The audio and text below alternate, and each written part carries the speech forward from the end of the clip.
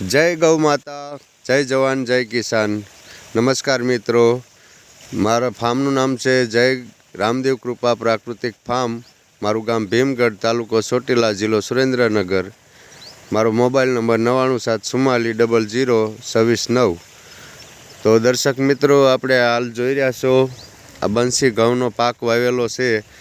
તો અમારે આત્મા પ્રોજેક્ટના ડાયરેક્ટર શ્રી ભરત સાહેબ પટેલના માર્ગદર્શન મુજબ આપણે આ ઘઉંનો પાક મિશ્ર પદ્ધતિ પાક અપનાવેલ છે।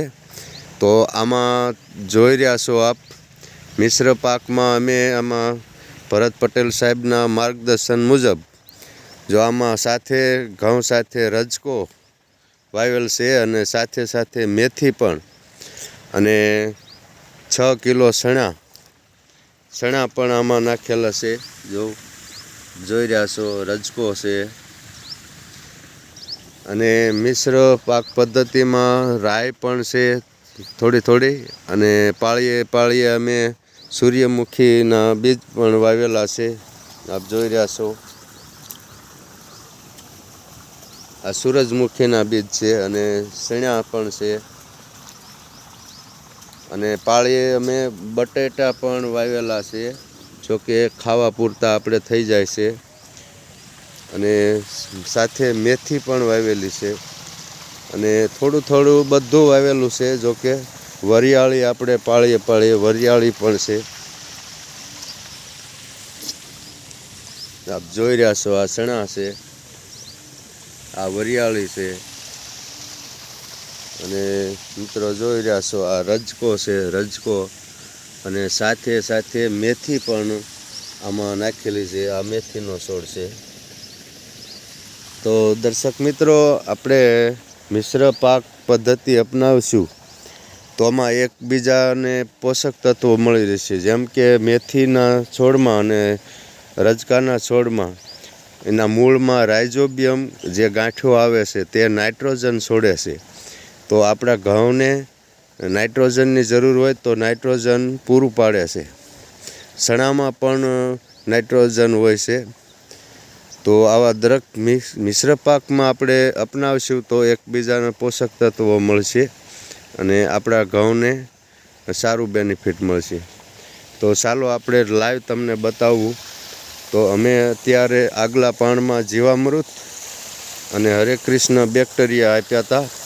તો આ વખતે અત્યારે પાણીમાં સાથે અમે જો આ બીલાનું અર્ક જઈ રહ્યું છે, લાઈવ જોઈ રહ્યા છો, આમાં બીલાનું અર્ક છે, અને આપણે અહીંયા ગૌ અમૃતમ બેક્ટેરિયા જઈ રહ્યા છે।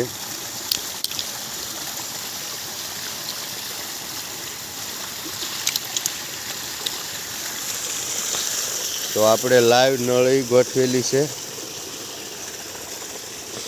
આપ જોઈ રહ્યા છો। આ અમારું બાયો ઇનપુટ છે, અને આપ જોઈ રહ્યા છો લાઈવ।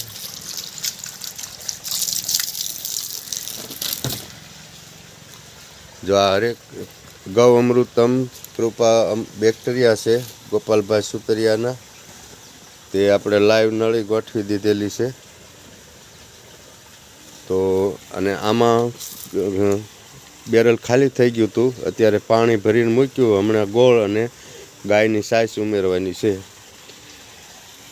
તો આપણે દેશી જુગાડથી આ પાઇપલાઇન ગોઠવી દીધી છે પાણીની સાથે, અને આ મારું બાયો ઇનપુટ છે। જાતે જ હું બધા શસ્ત્રો બનાવું છું, જેમ કે જીવામૃત, બીલાનું અર્ક, દસપર્ણી અર્ક, આંકડાનું અર્ક, ડુંગળીનું અર્ક, એલોવેરાનું અર્ક, અજમાસ્ત્ર, ત્યાર પછી અગ્નિસ્ત્ર, આ બાયો એનપીકે એટલે કે હરે કૃષ્ણ બેક્ટેરિયા, બીલાનું અર્ક, લીંબોળીનું અર્ક, લીંબુનું એન્ઝાઇમ,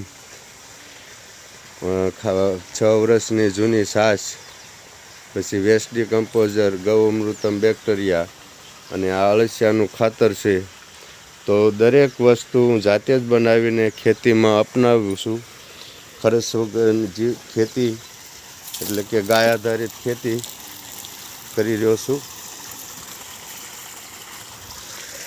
તો આપ જોઈ રહ્યા છો લાઈવ, અને જીવામૃત ગૌમૃતમ બેક્ટેરિયા બિલાનું વર્ક આ બધું દેવાથી જુઓ આપણા ઘઉં સરસ રીતે થયા છે. તો હજી આ બીજું પાણ છે અમારે. તો દરેક ખેડૂત આ રીત અપનાવજો.